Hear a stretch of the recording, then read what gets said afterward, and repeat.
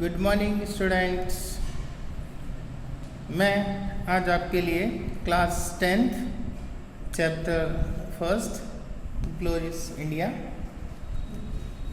1206 CE।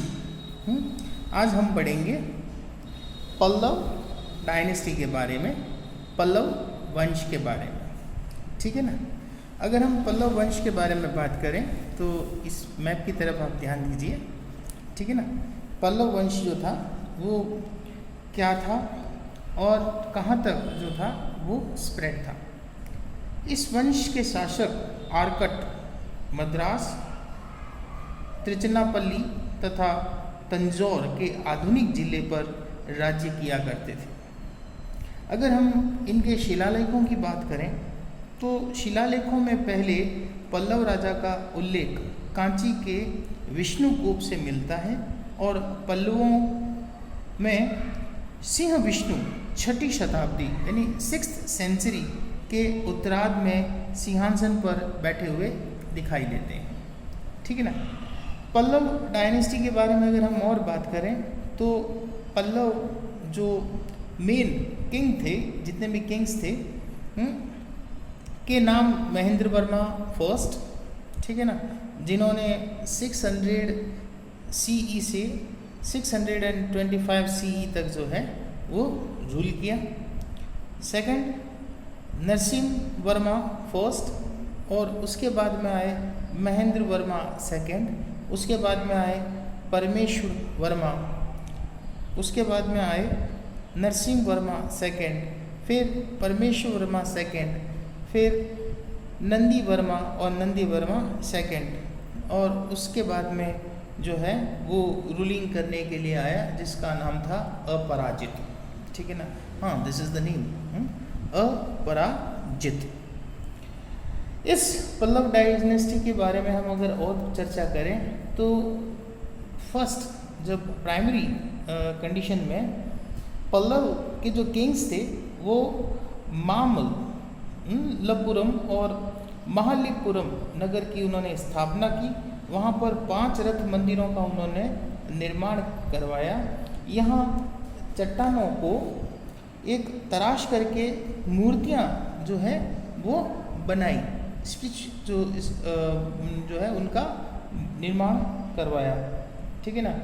Kanchi में पल्लव के राजाओं ने मंदिर बनवाए और पल्लव शासकों ने कुछ शासक जो थे, जो रूलर्स थे, वो लॉर्ड विष्णु के जो है वो काफ़ी उपासक हुआ करते थे और कुछ जो है वो लॉर्ड शिवा के।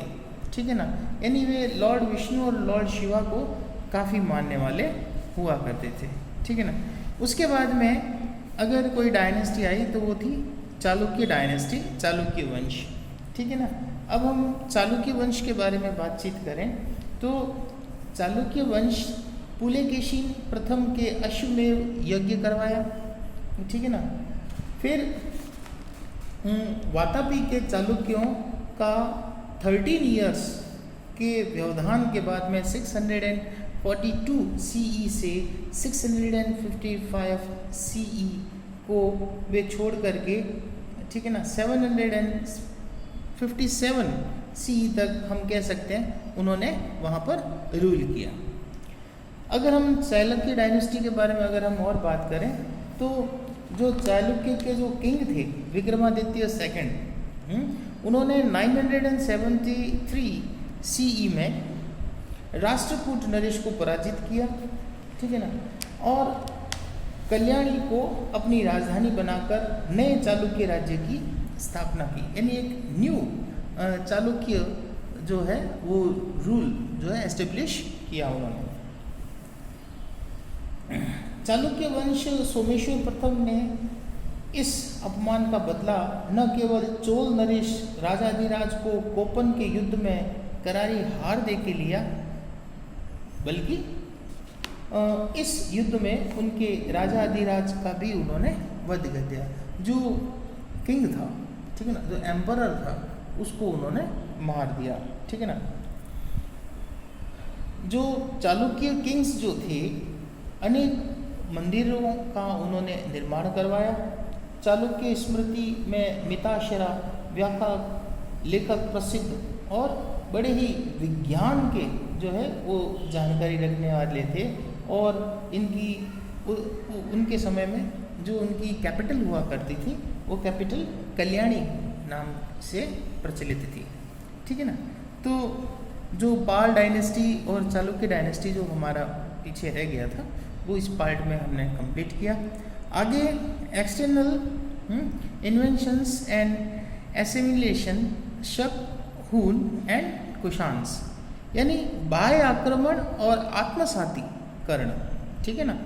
शक, हूण और कुशाण, यानी हम ये बात कर सकते हैं कि उस समय शक, हूण और कुशाण ने किस प्रकार भारत पर अपना एक रूल एस्टेब्लिश करने के लिए क्या क्या कदम उठाए, क्या क्या उन्होंने किया। ठीक है ना। हम इस बारे में चर्चा करेंगे। ठीक है।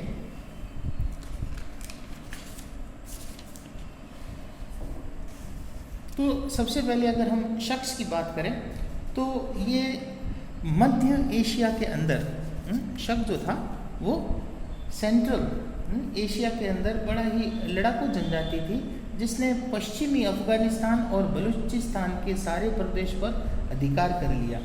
यहाँ से शक बोलेन दर्रे से होकर के लगभग 71 CE में भारत में आए।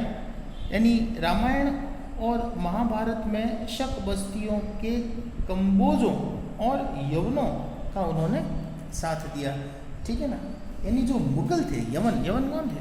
हाँ, the started point of the Mughal is Yavans. ठीक है। मुद्राओं और लेखों से स्पष्ट होता है कि यानी जो उनकी जो करेंसी थी, ठीक है ना, करेंसी से जो है ये एक क्लियर होता है कि इनकी जो रूट्स थी, इनकी जो शाखाएं थी, वो उत्तरावत, मथुरा और अन्य जो वहाँ के आसपास के जो एरियाज़ थे उनको उन्होंने जो है वो ऑक्यूपाइड कर लिया। और अवंती और सौराष्ट्र और महाराष्ट्र तक जो है इन्होंने अपने रूल को जो है वो स्प्रेड किया। ठीक है ना। अगर हम और इन शख्स के बारे में बातचीत करें तो मथुरा के शकों ने पूर्वी पंजाब तथा अपनी सीमा का विस्तार कर लिया और मथुरा में शक शक्ति का विनाश कुषाणों के द्वारा किया गया। ठीक है ना। अब हम अगर बात करें तो नहपान के समय भारत तथा पश्चिमी देशों के बीच जो कह सकते हैं बिजनेस हुआ वो उस समय हुआ। फिर नेक्स्ट आता है हूण। ठीक है ना। तो हूण कौन थे? हूण मिडल एशिया की एक बर्बर जाति थी जिसने शकों की भांति भारत पर उत्तरी पश्चिमी सीमाओं की ओर से प्रवेश किया। ये दैत्य भी पुकारे जाते थे। यानी इनका जो कह सकते हैं रूल था वो बड़ा क्राइम रूल था। यानी हेनियस एक वर्ड है इंग्लिश का, हेनियस एक्टिविटीज़ थी इनकी। ठीक है ना। और सर्वप्रथम 458 CE में लगभग स्कंदगुप्त के समय इनका आक्रमण शुरू हुआ। ठीक है ना। जिसने उनकी पराजय हुई और कालांतर में तोरमान नामक सरदार ने गुप्त साम्राज्य को नष्ट भ्रष्ट करके पंजाब, राजपूताना, सिंध और मालवा, ठीक है ना, पर अधिकार कर महाराजा अधिराज की पदवी को धारण किया। तोरमान का पुत्र महीर कुल था जिसका राज्य 510 CE से आरंभ हुआ। स्लायकोट इसकी राजधानी हुआ करती थी। बौद्ध भिक्षुकों को मिहिर कुल से बड़ी घृणा हुआ करती थी। अगर इन हूणों के बारे में हम और बात करें तो हूण के आक्रमण के कारण गुप्त साम्राज्य नष्ट हो गया भारत का अंदर, और भारत की राजधानी राजनीतिक एकता जो थी वो पूर्ण रूप से समाप्त हो गई और वापस जो हमारा इंडियन नेशन था वो टुकड़ों में विभक्त हो गया। ठीक है ना। यानी इन्होंने इस तरह से रूल किया कि जितने भी अलग अलग बड़े बड़े स्टेट्स थे वो उन स्टेट्स ने अपना खुद का जो है वो रूलिंग करना शुरू कर दिया। फिर उसके बाद में आता है कुषाण वंश। ठीक है ना। अगर हम कुषाणों की बात करें तो कुषाणों को यूची और तोचेरियन भी कहा जाता है। यूची कबीला भागों में बांटा हुआ था और इन्हीं में से एक कबीले ने भारत पर कुछ समय तक जो है वो शासन किया। तो बेटा ये हमारा चैप्टर था। अब हम चैप्टर में आगे बात करेंगे क्वेश्चन आंसर्स के बारे में। Now we discuss on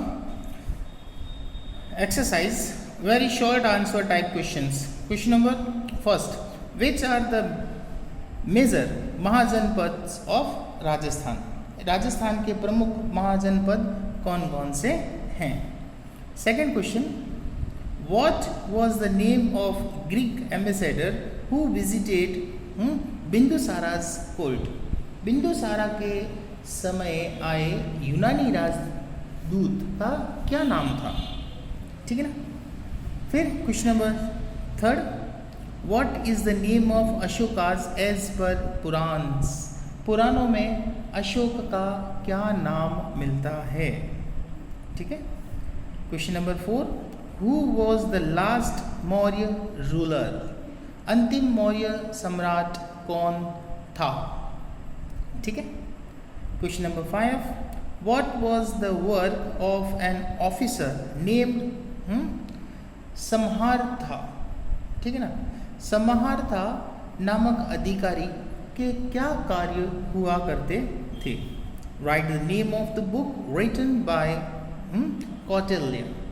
Kautilya की पुस्तक का नाम बताइए। Name of the ruler in whose reign Patanjali was present? Patanjali किस शासन काल में हुए थे? What is the name of the most popular ruler of Satavahana dynasty? Satavahana dynasty के सबसे प्रतापी राजा का नाम बताइए। Who was the author of Allahabad Prashasti? In which rulers court was he present? यानी इलाहाबाद प्रशस्ति का लेखक कौन था और वह किस शासक का दरबारी कवि था? Question number 10, name of the lake built by the Mauryas which was renovated by Samudragupta? Skandagupta. Skandagupta ने मौर्य द्वारा निर्मित किस झील को जो है वो कह सकते हैं जीर्णोद्धार, हिंदी का एक शब्द है, ठीक है ना। रिनोवेटेड का मतलब होता है पुनः निर्माण करवाया। ओके बेटा। Next, write the name of literary creations in Harshavardhana. Harshavardhana के साहित्य रचनाओं के नाम बताइए। Name of the religion which was followed by the ruler of Pallava dynasty. Pallava राजा किस धर्म के अनुयायी थे? अब जो शॉर्ट सेकंड हमारा पार्ट रहेगा, short answer type questions. Short answer type questions को बेटा अच्छी तरह से सुनिएगा। Name the republic maintain in Mahajanapadas. महाजनपदों में उल्लेखित गणराज्यों के नाम बताइए। ठीक है ना। राइट द एसेंस ऑफ अशोकास धम। अशोका के धम का सार लिखिए, समरी लिखनी है आपको इसकी, ठीक है ना। अशोक ने धम जो अपनाया उसके पीछे क्या कॉज थे, ठीक है। You know very well about it. He defeated and approximate 1 lakh people were killed in that war. So you know very well about it. Okay. Next, question number 3. Elucidate the cultural contribution of Samudragupta. Samudragupta के सांस्कृतिक योगदान को स्पष्ट कीजिए। Give the brief description of Rashtrakuta dynasty. Rashtrakuta वंश का संक्षिप्त में परिचय दीजिए। ठीक है, बहुत ही ईजी है, ठीक है, हमने अभी पढ़ा है। Right a short note of Chola administration.